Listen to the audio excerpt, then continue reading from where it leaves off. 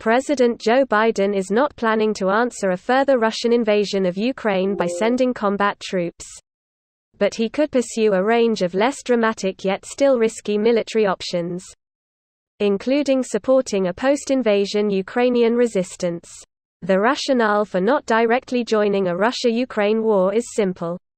The United States has no treaty obligation to Ukraine.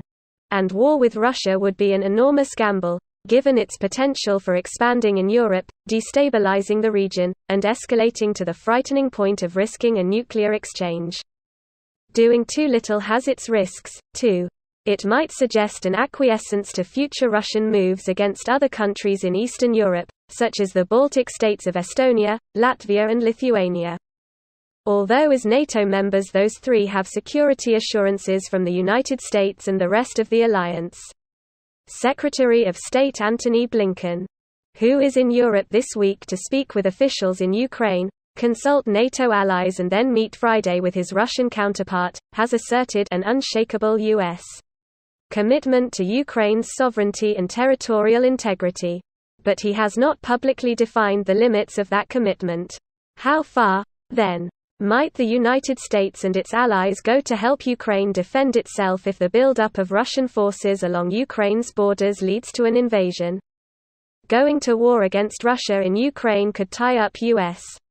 forces and resources for years and take a heavy toll in lives with an uncertain outcome at a time when the Biden administration is trying to focus on China as the chief security threat. On Wednesday, Biden said it was his guess that Russian President Vladimir Putin will end up sending forces into Ukraine, although he also said he doesn't think Putin wants all-out war. Biden did not address the possibility of putting U.S. ground troops in Ukraine to stop an invasion, but he previously had ruled that out. Biden said he is uncertain how Putin will use the forces he has assembled near Ukraine's border.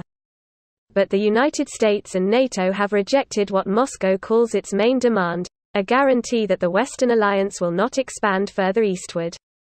Russia annexed the Crimean Peninsula from Ukraine in 2014 after the ouster of Ukraine's Moscow-friendly leader and also intervened in eastern Ukraine that year to support a separatist insurgency. More than 14,000 people have been killed in nearly 8 years of fighting there. Philip Breedlove, a retired Air Force general who served as the top NATO commander in Europe from 2013 to 2016, said in an interview he does not expect or recommend that the United States send combat troops into Ukraine. Instead, Washington and its allies should be looking for ways to help Ukraine defend its own airspace and territorial waters, where it faces overwhelming Russian superiority, he said. Pentagon Press Secretary John Kirby says there are about 200 National Guard soldiers in Ukraine to train and advise local forces, and on Tuesday he said there are no plans to augment their number. There also are an undisclosed number of U.S. Special Operations troops providing training in Ukraine. Kirby wouldn't say whether the U.S. soldiers would pull out in the event of a Russian invasion. But he said the Pentagon would make all the appropriate and proper decisions to make sure our people are safe in any event.